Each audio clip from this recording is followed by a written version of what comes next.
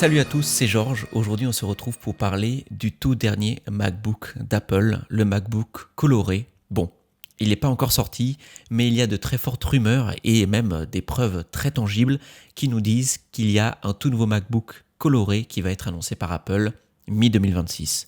En fait, les puces seraient même déjà en production chez TSMC et elle serait la fameuse puce A18 disponible dans les iPhones et qui a le même niveau de performance que la puce M1 introduite par Apple dans sa nouvelle génération d'ordinateurs, laptop et desktop fin 2019. En fait, ce MacBook coloré, il serait très spécial parce que, numéro 1, ce serait le premier MacBook d'Apple à tourner avec une puce d'iPhone et aussi parce que ce serait le tout premier ordinateur d'Apple à être sous la barre des $1000.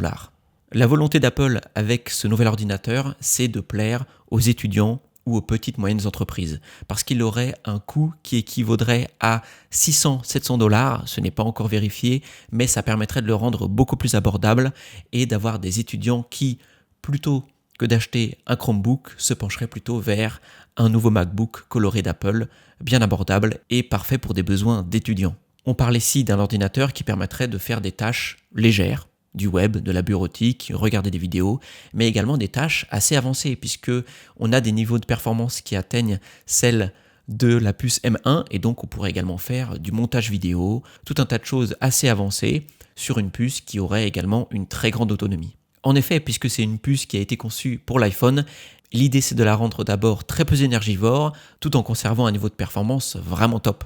Donc ici Apple est très confiant de cette puce A18 puisqu'ils veulent lancer à grande échelle un tout nouveau MacBook avec ce type de puce. L'idée aussi c'est de le rendre très coloré. Le MacBook Air actuel et les MacBook Pro ont vraiment une esthétique assez sobre avec des couleurs qui sont très peu flashy et ce qu'Apple veut ici c'est trancher avec ses gammes Pro d'appareils en proposant toute cette gamme colorée comme ils l'ont fait avec l'iMac présenté en 2021 ou même avec l'iPhone 5C si on remonte jusqu'à 2013.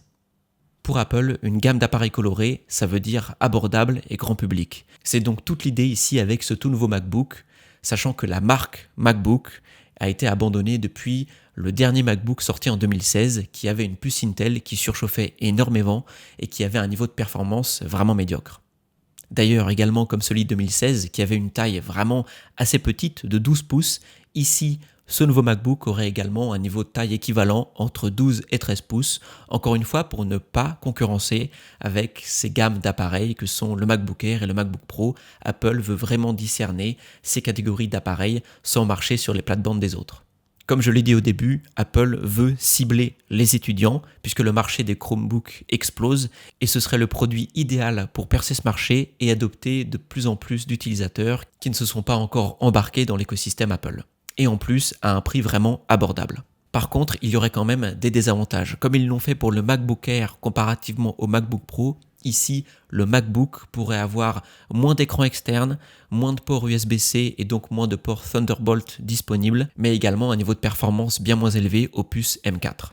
Par contre, l'avantage avec cet appareil, c'est qu'il aurait une batterie bien plus supérieure à celle des MacBook Air et MacBook Pro grâce à cette puce d'abord et initialement pensée pour les iPhones et les iPads, mais qui ici serait utilisé dans un appareil beaucoup plus large. On peut donc très facilement imaginer que pour un appareil comme celui-ci, avec un usage peu intensif, on pourra très largement dépasser la barrière des 48 heures d'autonomie. Ce qui est énorme pour un étudiant qui passe sa journée à prendre des notes en amphi, ou même pour un employé d'une entreprise qui fait des petites tâches bureautiques, mais qui est constamment sur le terrain à bouger pendant plusieurs jours. Ce MacBook rappelle la gamme des iBooks sortis à la fin des années 90 et au début des années 2000 avec toute cette gamme colorée disponible et qui a eu énormément de succès à l'époque. Et l'idée pour Apple ici c'est de réitérer le même exploit et d'atteindre idéalement les mêmes sommets de popularité. Si Apple arrive à donner les mêmes couleurs vives à ce MacBook qu'ils ont donné aux iMac, alors c'est sans doute succès garanti, surtout si le prix d'entrée est aux alentours de $700. On peut donc imaginer à peu près 800 € en Europe. Dites-moi en commentaire si vous seriez prêt à acheter un tel MacBook, si vous pensez que ça répondrait à vos besoins. En tout cas, si j'avais été encore étudiant, je pense que ça aurait été un MacBook qui m'aurait énormément séduit. Petit instant promotion où je vous parle de mon jeu Ragdoll Blaster qui est disponible dans l'App Store, vous avez le lien dans la description. C'est un jeu arcade puzzle qui va vous rappeler plein de souvenirs de jeux existants comme Angry Birds.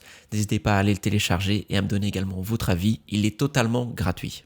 Donc voilà, c'était Georges. N'hésitez pas à me dire ce que vous pensez de ce tout nouveau MacBook coloré avec une autonomie de dingue. N'hésitez pas à me dire en commentaire ce que vous pensez de ce futur produit d'Apple.